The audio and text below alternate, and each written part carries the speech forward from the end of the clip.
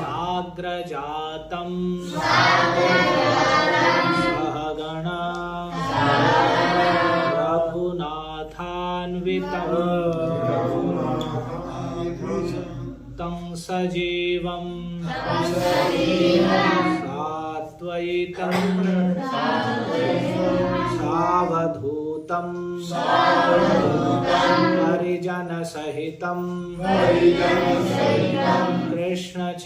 कृष्णचैतन्यदेवं श्रीराधा कृष्णपादान् सहगणललिता श्रीविशाखान्वितांश्च हे कृष्ण करुणा सिन्धो दीनबन्धो जगत्पते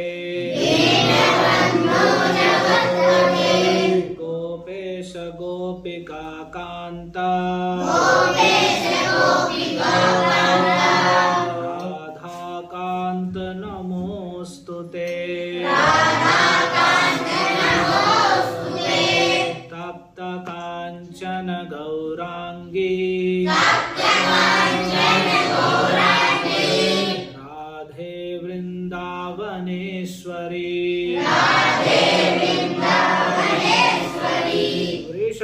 वृषभानुसुते देवी प्रणमामि हरिप्रिये नमो महावदान्याय कृष्ण प्रेम प्रदायते कृष्णाय कृष्ण चैतन्य नाम्ने गौरत्विषे नमः जय श्री कृष्ण चैतन्य प्रभु नित्यानंद श्री अद्वैत गदाधर श्रीवासादि गौर भक्त वृंद नमो वाञ्छाकल्पतरुभ्यश्च कृपा सिन्धुभ्य एव च पतितानां पावनेभ्यो वैष्णवेभ्यो नमो नमः हरे कृष्णा कृष्णा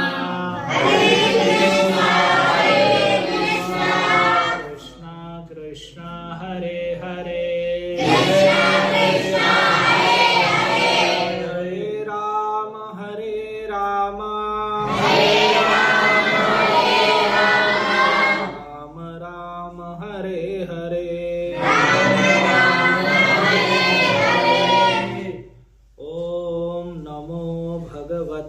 वासुदेवाय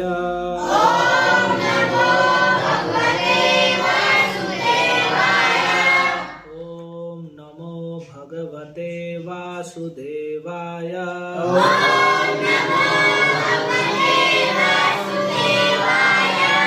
ओम नमो भगवते वासुदेवाय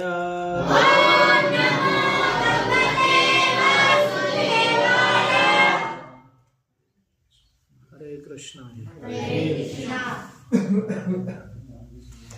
मेरे पीछे बोलिए सर्वरोग उपशमनम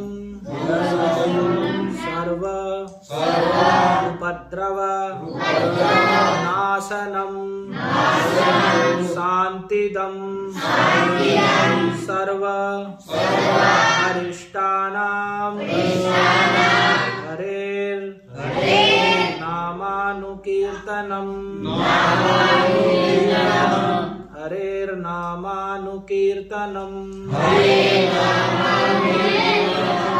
सर्वरोगोपशमनम्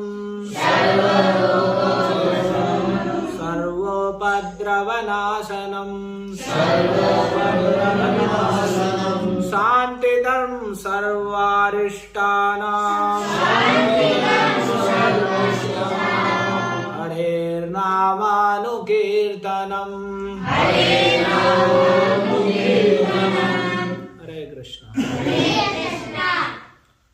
आप में से कितने भक्त लोग हैं जो प्रतिदिन माला करते हैं हरे कृष्ण महामंत्र की? वे हाथ उठाएंगे जो माला करते हैं प्रतिदिन।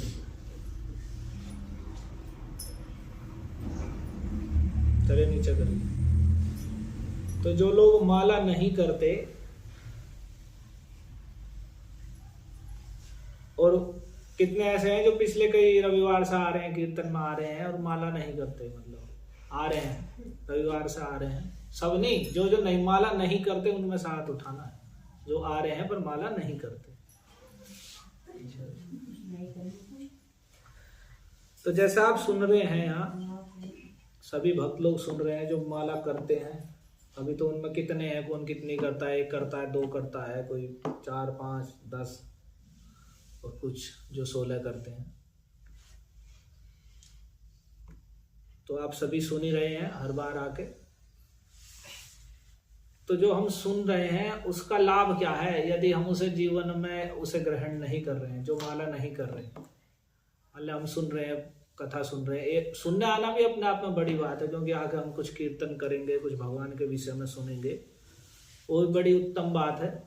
लेकिन हम जब सुनेंगे और उसे करेंगे तभी तो उसका वास्तविक लाभ लेंगे।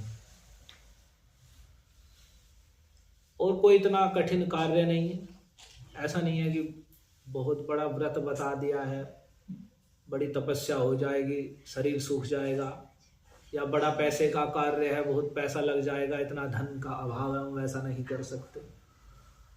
या बहुत समय लग जाएगा कि बड़ा समय लग जाएगा, हमारे पास समय ही नहीं बचेगा फिर अपने कार्य करने के लिए, ऐसा भी नहीं है।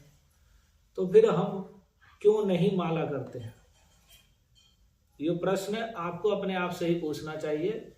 यदि हम कथा सुन रहे हैं और इतनी महिमा सुन रहे हैं भगवान की, और ये सुन रहे हैं कि जैसे सारी जितनी पूजाएं हैं, जितनी भी इस संसार में जितनी छोटी से छोटी जो भी अपनी करते हैं यहाँ लोग, और बड़ी से बड़ी, बड़े से बड़े यज्ञ जो अब हो भी नहीं सकते, ना कर सकते, ना जिनकी जानकारी है, लेकिन जिनका शास्त्रों में वर्णित है, बड़े संपूर्ण पृथ्वी को जीत के अश्वमेध यज्ञ करना, राजसूय यज्ञ करना, वाजपेय यज्ञ करना, बड़े बड़े भारी यज्ञ, तो वे सारे सब जितने भी पुण्य हैं वे सारे मिलके भी भगवान के नाम की किसी भी प्रकार से कोई तुलना नहीं कर सकते। सारे वे नहीं कर सकते, और उनके फल भी वे सारे अगर पुण्य एक व्यक्ति कर भी ले तो भी वो भगवान के नाम उच्चारण, कृष्ण गोविंद राम हरि, इस उच्चारण की किसी भी प्रकार से कोई तुलना नहीं कर सकता। और चैतन्य चरितामृत में कहा गया, यदि कोई ऐसा कह दे कि एक कृष्ण नाम कोटि अश्वमेध सम, कि भाई एक कृष्ण नाम जो है 1 करोड़ अश्वमेध यज्ञ के समान है, पूरी पृथ्वी को जीतकर, आपने सुना ही होगा जैसे भगवान राम के यज्ञ में उन्होंने अश्वमेध यज्ञ किया तो घोड़ा छोड़ दिया था और फिर लव कुश ने उसे रोक लिया था।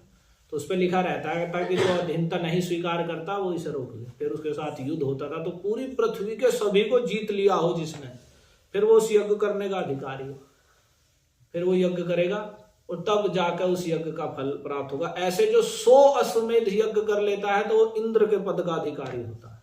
शतक्रतु कहते हैं, जिसने 100 बार पूरी पृथ्वी को जीत लिया हो और जीत के यज्ञ किया हो, भगवान हरि की यज्ञों के द्वारा आराधना की हो, श्रेष्ठ ब्राह्मणों के द्वारा, और खूब दान पुण्य क्या क्या किया हो, तब जाके वो इंद्र पद का अधिकारी होता है। फिर जब कभी इंद्रों का नंबर लगता है तब उसका कभी समय नंबर लगता है कि वो इंद्र बनेगा, यदि वह इच्छा रखता है तब। तो ऐसा अगर कोई कहे ये तो सोई हो गया, यदि कोई कहे 1 करोड़ अश्वमेध यज्ञ कर ले और वो एक कृष्ण नाम के समान है, यदि ऐसा कह दे कोई तो करें सेई तप पाषंडी, वो पाखंडी है।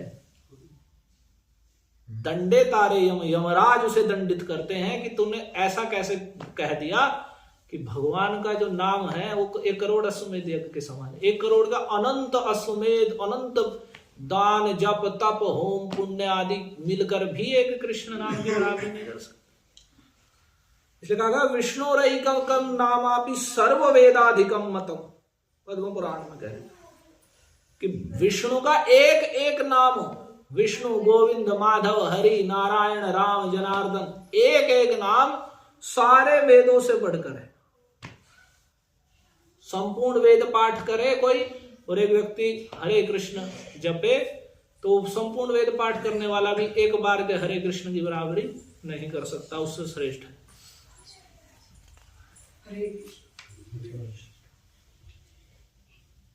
तो इतनी भगवान के नाम के ये अद्भुत श्रेष्ठता है। और दान पुण्य की कह रहे हैं, गो कोटि दानम ग्रहणे खगस्य प्रयाग गंगोदके कल्पवासः यज्ञायुतम मेरु सुवर्ण दानम गोविंद कीर्तेर्न समम शतांशैः। ये जान लो कि जितने भी कर्म है, इसे ही बता रहे हैं, जितने भी पुण्य कर्म हैं, कहे सर्व सत्कर्माधिक नाम जानह निश्चय, यही विश्वासीले, यही कथा विश्वासीले सर्व धर्म है। सभी प्रकार के सत्कर्म यानी सभी प्रकार के पूजा पाठ आदि से बढ़कर भगवान का नाम का उच्चारण करना है। और इस कथा को जो विश्वास करे तब सारे स्नान पूरे हो जाते हैं अपने आप। कह रहे सूर्य ऊपर आ गए कोटि कोटि गरुदान। यदि सूर्य ग्रहण पड़ा हुआ हो तो ग्रहण के समय दान करने का कई गुना फल होता है। तो सूर्य ग्रहण के समय गोकोटि दानम ग्रहणे खगस्य, सूर्य ग्रहण के समय करोड़ों गायों को कोई दान करे, करोड़ों करोड़ों गायों का दान कर दे, कितना बड़ा पुण्य होगा। आप देखिए सूर्य जिस ग्रहण के समय थोड़ा भी दान देने पर कई गुना फलकारी होता है, उस ग्रहण में गायों का करोड़ों करोड़ों गायों का कोई दान करे। फिर प्रयाग कल्पवास माघे ते विधान, करे प्रयाग गंगोदके कल्पवास, प्रयाग में, प्रयाग में ही चल रहा है कोई प्रयाग में जाके माघ में स्नान की बड़ी महिमा, माघ में रह के या माघ स्नान के 1 कल्प तक प्रवास, प्रयाग में जाकर गंगा जी के जल में खड़ा होकर 1 कल्प तक खड़ा रहे। 1 कल्प समझ रहे हैं? 1 कल्प का मतलब है ब्रह्मा जी का 1 दिन, 1000 बार चतुर्युग बीत जाए तब 1 कल्प होता है। यानी ये सत्ययुग, त्रेतायुग, द्वापर युग, कलयुग 1000 बार घूम जाए तब 1 कल्प होता है ब्रह्मा जी का 1 दिन। तो ऐसे 1 कल्प तक प्रयाग में गंगा जल में खड़ा रहे। फिर कह रहे यज्ञायुतम मेरु सुवर्ण दारुम, हजारों अयुत यज्ञ, 10,000 यज्ञों का यज्ञ अनुष्ठान करे, वो बड़े बड़े 10,000 यज्ञ कर दे। और उनमें मेरु सुवर्ण दानम, सोने का मेरु का पर्वत बनाकर, इतना सोना, एक सुमेरु पर्वत के समान विशाल सुमेरु पर्वत है, उसके समान अगर उतना सोने का इतना बड़ा पर्वत बनाकर कोई दान करे। ध्यान से सुनिए, ग्रहण के समय, सूर्य ग्रहण के समय करोड़ों करोड़ गायों का दान करे, प्रयाग में गंगा जी के जल में 1000 चतुर्युग तक, 1 कल्प तक निवास करे, 10,000 से भी अधिक, हजारों यज्ञ करे, मेरु पर्वत के समान स्वर्ण का दान करे। लेकिन कह रहे शतांशे ते हरि नामेर नाहय समान, गोविंद कीर्ते न समम शतांशे, ये भगवान गोविंद के कीर्तन के 100वें अंश की भी बराबरी नहीं कर सकता है।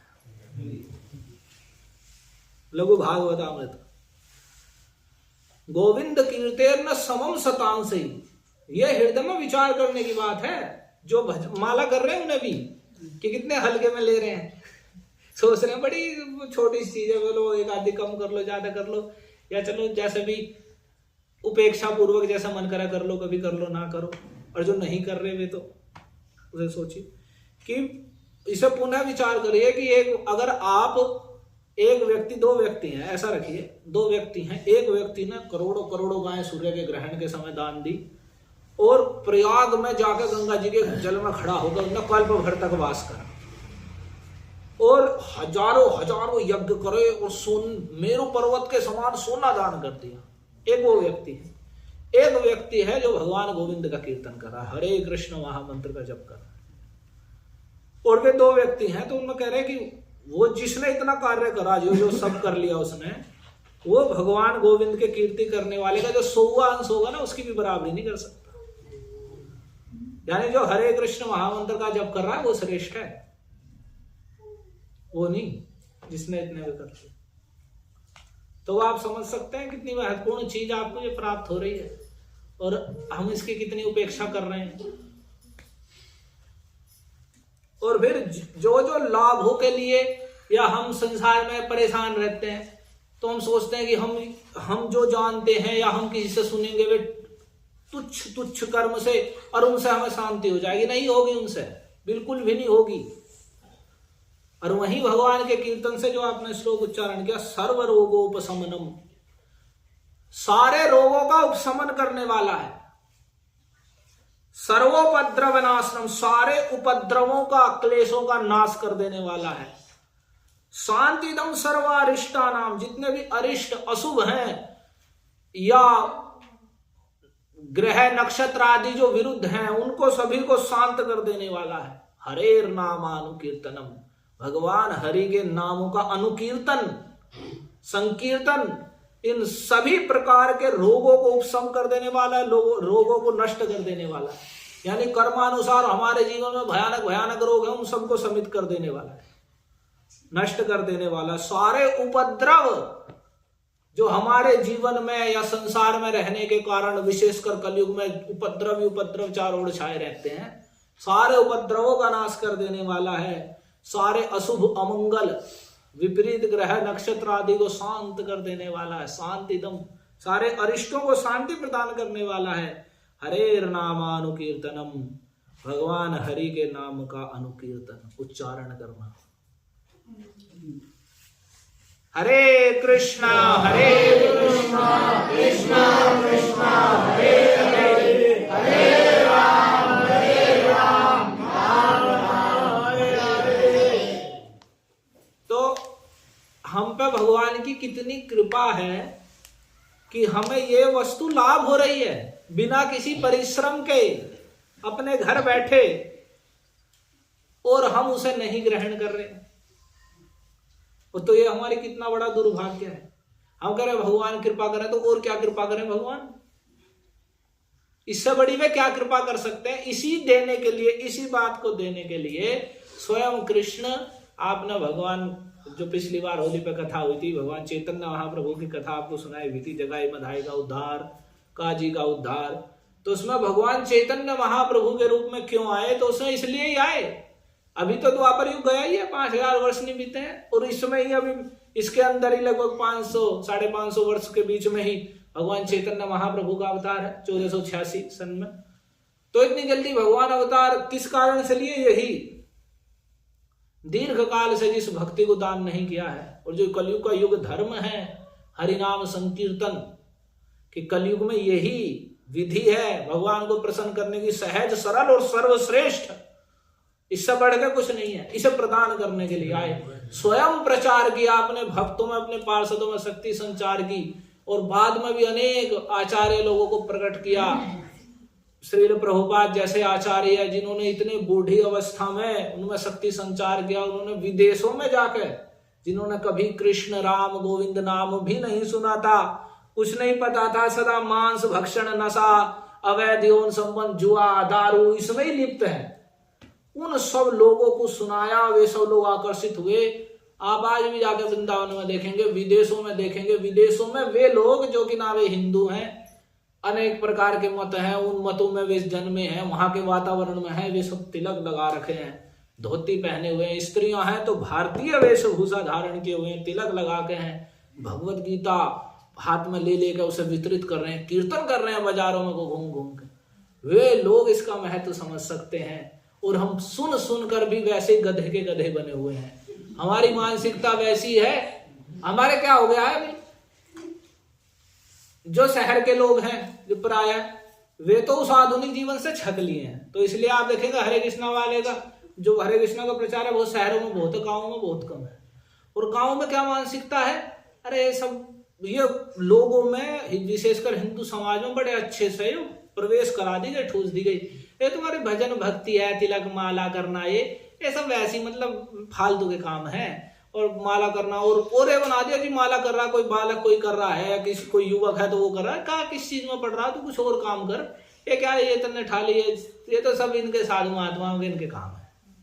या जिसे कुछ करना खाना बस की नहीं है, हाथ पैर टूट टाट गया वो हो गया, वो अपने साधु महात्मा बनकर कहीं मंदिर पर पड़ जाओ और अपना वहां अपना सभी वहां कुछ दिया करेंगे और अपने ठीक ठाक है अपना इसमें लगे रहो।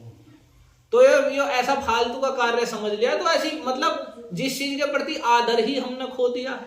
मान लिया हमारे पास हीरा मोती सब कुछ रखे हुए हैं और हमें उसका मूल्य नहीं पता हुआ है, हम भाग रहे हैं आगे, मल का ढेर रखा हुआ है, लेकिन प्रचारित ये कर दिया कि वो जो मल का ढेर है ना वो बड़ा महत्वपूर्ण है और ये जो तुम्हारे पास है तो वैसा ही है। और ये प्रचारित कहां से हुआ, ये जब एक लॉर्ड मैकाले नाम का था अंग्रेजी शासन में, उसे भेजा गया कि तुम भारत में हमें शासन कैसे स्थापित करें इसका पता करो।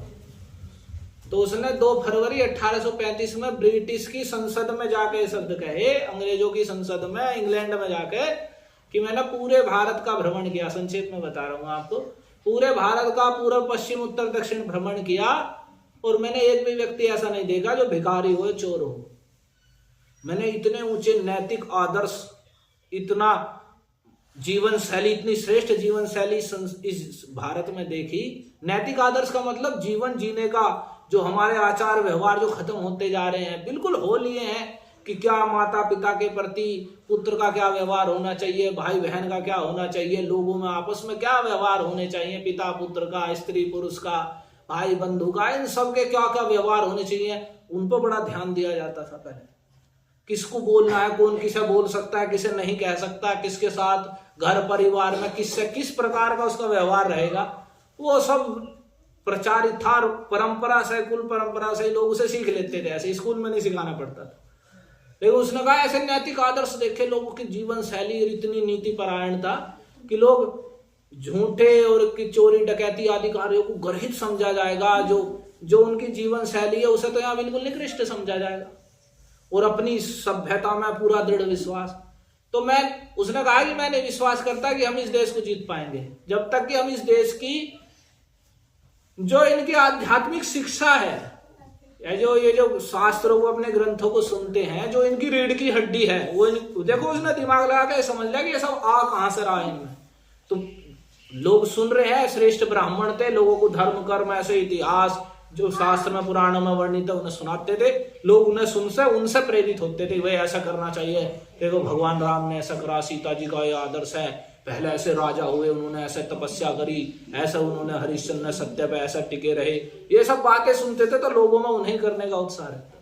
तो इनकी जो आध्यात्मिक शिक्षा है वो इनकी रीढ़ की हड्डी है, जब तक हम इसे नहीं तोड़ देंगे तब तक हम इस देश पे शासन नहीं कर सकते। तो उन्होंने कहा कि हमें ऐसे लोगों का निर्माण करना होगा जो देखने में भारतीय हो और विचार बुद्धि हमारे जैसी हो, हमें इनकी शिक्षा व्यवस्था को ही बदल देना होगा, ये चलाना होगा, क्लास चलानी होगी, अंग्रेजी शिक्षा प्रचलन चलाना होगा, और इन्हें यह विश्वास दिलाना होगा कि जो कुछ भी इंग्लैंड की विदेशी वस्तु है, विदेशी पहनावा, विदेशी खान पान, विदेशी रहन सहन, विदेशी बोलचाल, वो इनकी अपनी वस्तुओं से बहुत श्रेष्ठ है, और ये सब जंगली और ऐसे हैं, ऐसी मतलब ये इनके अपने प्रति हीन भावना करा के, और जो भी विदेशी माल है वो सब बहुत अच्छा है। अभी भी लोगों की धारणा है, लोग बलियान टी शर्ट पहनते हैं तो उन पर अगर विदेशी नाम लिख रहा है, अमेरिका ये वो, तो बड़े शौक से बड़े प्रसन्न हो गए, ये चीज वहां से आई है, ये वहां से आई है, तो बड़े प्रसन्न हो, पता नहीं जिन्हें क्या मलेच्छों के देश से सड़ी भूसी कैसी है, कुछ नहीं, ये विदेशी चीज है, ऐसी है। तो एक मानसिकता में घुस गया है। आप भारत में अभी भी देखोगे लोगों में कि उनसे अगर कह दो ये अमेरिका की चीज है, ये फलाने देश से आई है, ये जापान की है, तो बड़ा आदर है हमारे प्रति, और अपने देश की कोई भी वस्तु के प्रति कोई आदर नहीं। तो इन्हें जब हम ऐसा विश्वास करा देंगे तो फिर ये वही बनेंगे जो हम चाहेंगे, एक सचमुच के गुलाम हो जाएंगे। फिर ये जो विदेशी चीज है वही हो गया, विदेशी पहनावा संपूर्ण रूप से आ गया, विदेशी खान पान हो गए, बता दिया, स्कूल में जाएंगे तो बता देंगे सारा प्रोटीन अंडे में आ गया है, मछली में ये है, उसमें ये है, मांस में ये है, वो है, तो सारा प्रोटीन विटामिन सब मांस अंडे मछली सब इनमें आ गया है, यही पढ़ाई होंगी। जो चिकित्सा व्यवस्था है जो भारतीय थी वो सब नष्ट करके ये केमिकल और पशुओं से बने हुए ये दवाइयां ये सब प्रचलन में ला दी। चिकित्सक जो है पढ़ने जाएंगे, पहले वे इंग्लैंड पढ़ने जाते थे, फिर यहाँ कॉलेज खोल दिए, वे भी ऐसे कहेंगे किसी को कमजोरी नहीं, भाई तू अंडे खा कर, वे ये उपदेश करेंगे। और ऐसा कर करके धीरे धीरे जो अपना यानी अपना जो अस्तित्व है, अपनी वस्तुओं के प्रति जो सम्मान है वो खो देंगे, विदेशी चीजें वो बढ़िया है वो करेंगे। तो ऐसी ये गांव वालों में बढ़िया से चल रही है अभी भी।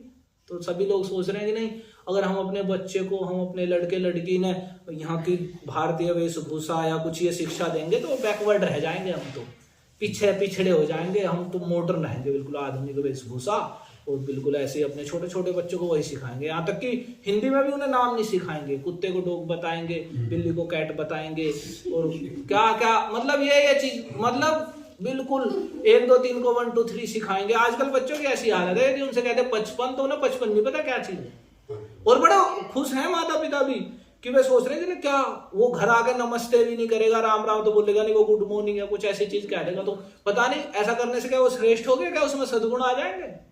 लेकिन बस एक वही मानसिकता बन गया कि नहीं, जो भी ये राम राम करना है ये पिछड़ा काम है, ये बाल कटवा के ये लड़कियां भी रहेंगी जींस टॉप पहन के घूमेंगी और ये लड़के भी सब ऐसे ही घूमेंगे, तो ये मतलब ये उन्नति है, ये श्रेष्ठता है, ऐसी मानसिकता बन गई है पूरी।